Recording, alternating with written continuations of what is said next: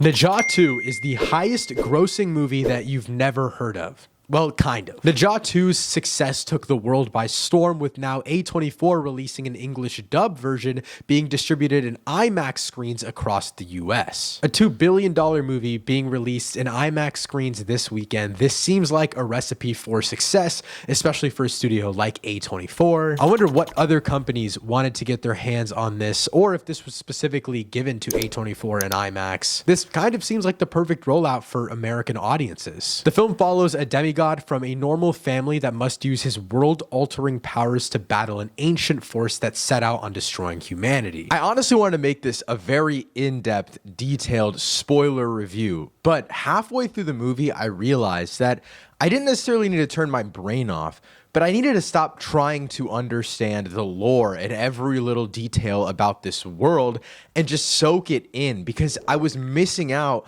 on the most insanely cool kick-ass moments because I was focused on little details. And it's not even details that were bad or missing. I was just trying to comprehend it. The second I sat back and just realized that I was just witnessing an exploration of scale and scope to a level I've never really seen before, I enjoyed this movie 10 times more. I will talk about spoilers at the end of this video, but there's other non-spoiler things I want to touch on just in case you haven't seen the film yet. The story itself is just one thing that I think evolved on a level like no other. I knew from the synopsis it would be epic, but I didn't realize how epic it would get. Again, not a turn your brain off and enjoy movie, but kind of a stop trying to understand it and just let it happen. For context, I guess I'm not a big anime guy. I've never seen a single anime in my entire life, and I'm not sure if anime is considered just 2D things or 3D animation as well, but this is kind of my flow. This is kind of my style. I think why I like this movie so much was the animation style. Now, firstly, it is just beautiful. It is so gorgeous.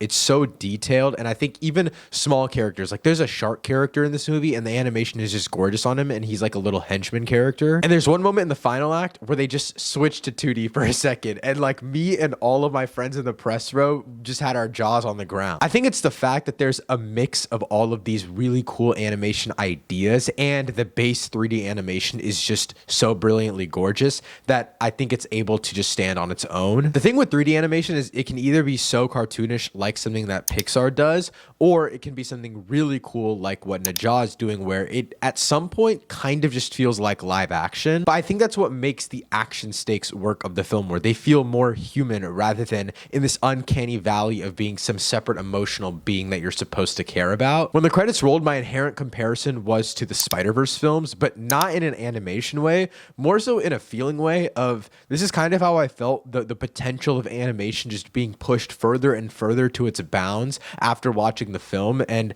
that's kind of exactly what I want when leaving an animated film. There's a big problem with this film, and I will get there in just a second here, but I think how this film works in the second two acts was just in a way that I didn't expect, especially in the first act of the film, which is it's so childish in the beginning, and that's kind of how I felt when I started Zha 1, which I haven't finished yet. I want to watch that soon. One of my favorite aspects about this film is just the fact that it is really politically heavy in a sense. I mean, I think the first act of the movie is so childish to the point where it was getting kind of annoying, but in the second act, when the twist comes around, which again I'll talk about in a second here, I really do think it hits a flow of commentary. And again, there's great action, there's beautiful set pieces, and all of that stacks on top of each other to make an entertaining time.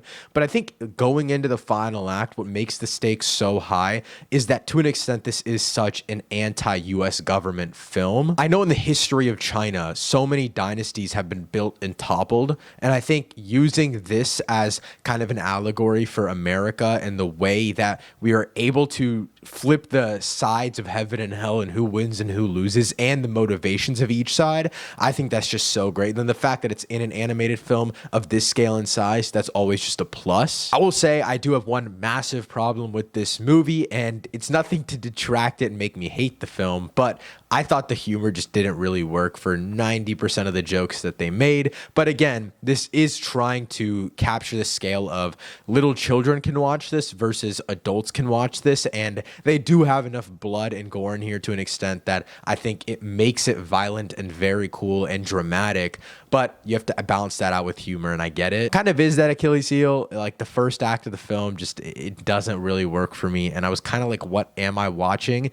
And then every like 15 minutes, it just goes up another level. And I was kind of invested by the second act. Oh yeah, final thing I forgot to mention before we get into spoilers is the movie is 2 hours and 30 minutes. And I was very worried about that runtime going in. When the final act ended, I still thought we had like 40 minutes left when I looked at my watch, but apparently we didn't, and it just wrapped up really quickly. There's no way this movie is 2 hours and 30 minutes. I don't believe it until I see the disc that has that runtime with it. Now to get to spoilers, if you haven't seen the film and you don't want anything spoiled before you go into watch, you can click the timestamp for my final recommendation and score, but let's talk spoilers for Zha II. Apologies if I butcher the pronunciation for any of these names, but there's a couple plot points I want to talk about, specifically Wu Liang and his turn to the evil. He's like the bald baby guy that looks like Mark Wahlberg, kind of.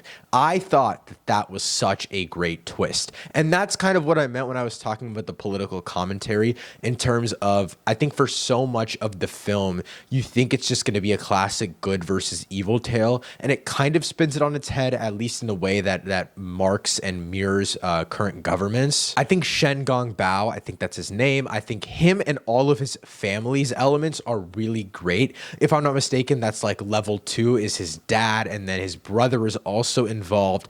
That scene where his brother goes and runs to him and says that their dad has been killed, that fear in his eyes, you really do think that he's the one that committed the massacre in Zha's home. And I think that moment specifically is where I was like, okay, this movie is really cooking something special, because not only was that very, very brutal, but that's kind of where this movie excels, in that the fear of Gong Bao is real. That shot of him just crying and the tears swelling and all of that darkness, it's just so believable. And that's really where this film took a turn for me. Again, I think all of the evolution of scale works, but those villainous characters and the way that they turn or that they don't turn is really what makes this movie. And finally is Zha's final form.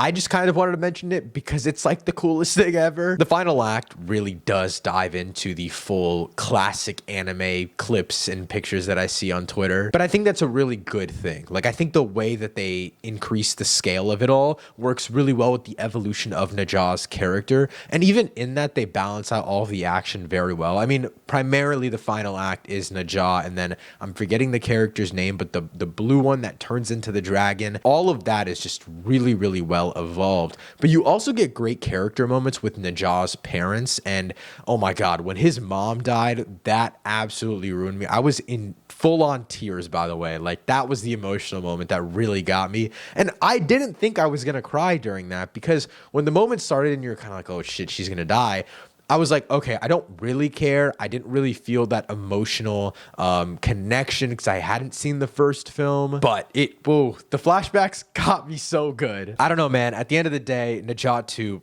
really worked for me. It's one of those films that I went in not really expecting much, and I came out just absolutely blown away. Overall, I'm gonna give Zha II an 8.5 out of 10, pushing a 9 out of 10. Honestly, like this is one of the best films of the year for sure. 100% recommend checking it out in IMAX and in 3D. Absolutely gorgeous film. As always, please let me know what you thought of Zha II in the comments down below. Will you be catching the English dub re-release this weekend in theaters? Thank you so much for watching. I'll see you next time.